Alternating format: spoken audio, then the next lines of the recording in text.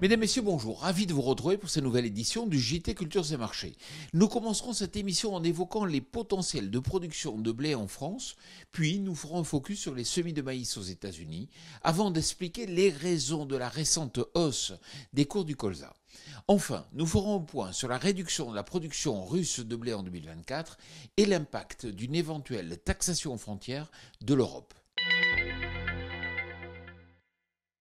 En France, vous le savez, les surfaces de blé ont baissé d'environ 10% par rapport à l'an passé.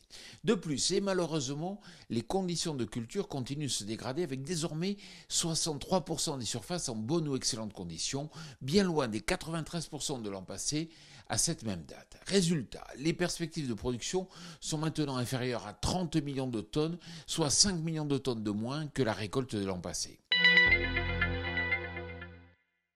Aux États-Unis, face au regain de tension du marché du blé, le développement du maïs américain devient désormais la boussole des cours. En effet, malgré les conditions humides dans la Corn Belt, la progression des semis semble désormais rassurer les marchés, avec 83% des semis réalisés, soit sensiblement dans la moyenne des dernières années. C'est donc à présent le développement des cultures, en fonction du climat, qui dictera l'orientation des cours et on vous en tiendra bien sûr informé. Le marché du colza renoue avec la zone des 500 € par tonne sur Euronext, soit quand même une hausse de l'ordre de 80 € par tonne en l'espace de 3 mois. Pourquoi ?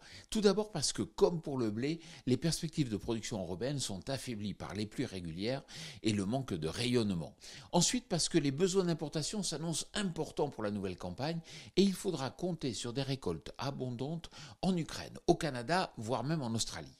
Mais rien n'est moins sûr et en cas de difficulté d'approvisionnement en Europe, un rationnement de la demande en graines de colza sera nécessaire dans les usines de trituration au profit du tournesol et du soja dont les cours pourraient alors aussi bénéficier d'un effet de levier. 81,9 millions de tonnes, c'est la nouvelle estimation de production russe de blé en 2024, selon Argus Media, donc bien en deçà des 90 millions de tonnes attendues. Entre le sec dans le sud, les récentes gelées dans le centre et les pluies dans la zone de production de blé de printemps à l'est, aucune région de production n'est épargnée. D'ailleurs, les estimations de production sont chaque semaine revues à la baisse. Pour finir, l'annonce cette semaine d'une volonté de l'Union européenne de taxer les blés russes à l'import ne devrait avoir que peu d'effet sur les cours, car les volumes sont limités. Pour vous donner un ordre d'idée, en 2023, la Russie a exporté 4,2 millions de tonnes de céréales et d'oléagineux vers l'Union européenne, soit à peine 1% de la consommation des 27. Ces volumes pourront donc être facilement remplacés par des imports des États-Unis, du Brésil, d'Ukraine ou d'Argentine. Voilà, le JT Culture et Marché, c'est terminé. Je vous souhaite bien sûr une excellente semaine.